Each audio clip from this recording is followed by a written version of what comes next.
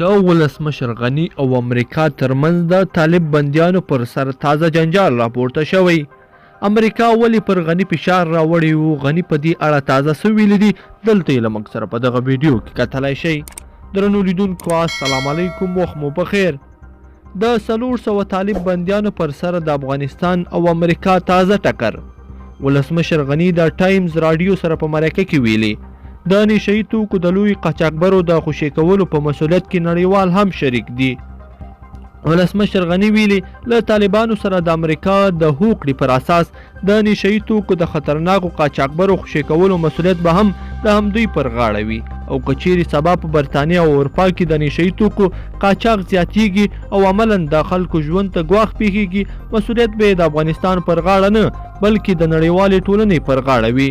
په ورته مهال ولسمشر غني د خبریال د پوښتنې په ځواب کې ویلي د دغو خطرناکو بندیانو په خوشي کولو کې پر افغانستان فشار راوړل شوی او که دوی سبا جنایت کوي ټولو لوري ته به یې زیان اوړي. د طالبانو تاوتریخوالي ته په اشارې ولسمشر غني ویلي د طالب جنګیالیو او قمندانانو ترمنځ د نظر یووالی او همغږي نشته او دې خلا تاوتریخوالی زیات کړی دی.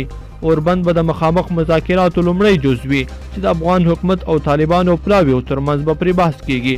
خو له امریکا سره د هوکړې پر اساس طالبانو تاوتریخوالی نه یوازې کم کړی دی بلکې نور هم زیات کړی.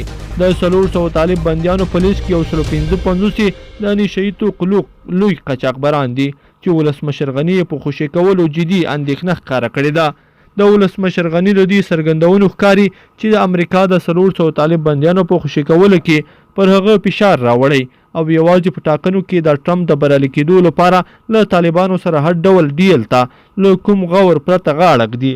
لیدونکو په دې هیله چې دا مطلب به مو تر پایه راسره لیدلی وي. که مو دا ویډیو خوښه شوې ویډیو لایک کړئ، د سره او چینل هم سبسکرایب کړئ.